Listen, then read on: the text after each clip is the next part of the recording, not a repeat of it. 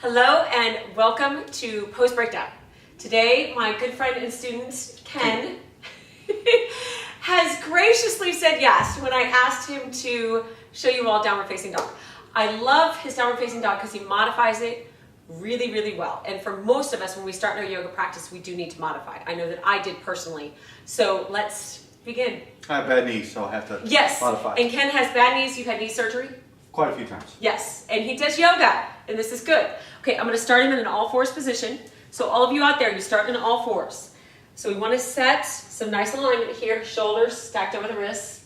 And now make sure the knees under the hips. I'm gonna have him come up off the knees onto a plank position. So notice how he's got this nice alignment here. The bottom is not up yet, we're in a plank. This is our setup for downward facing dog. Now send your body back. So we lift the hips. Think about your spine as a slide. His spine is very, very happy. Bend your knees a little bit for me, and now lift your tailbone. So see how much more he gets when he just adds that slight bend in his knees. For some of us, we may need to add a big bend in our knees. Go ahead and come down to all fours for me. Okay, we're gonna do this one more time so you can see the prep. This is probably the number one thing that I see when I'm in class with students where mistakes happen. If your wrists start to hurt, that means your hands are too far forward.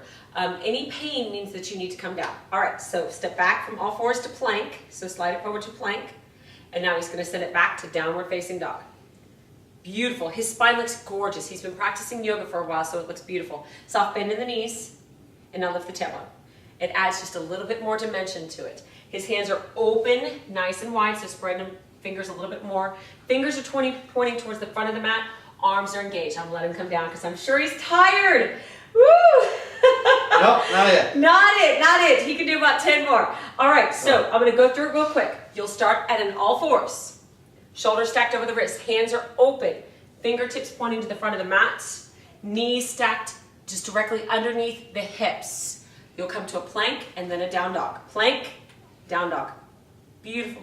Come all the way down for me, Ken. And we're done. Thank you all.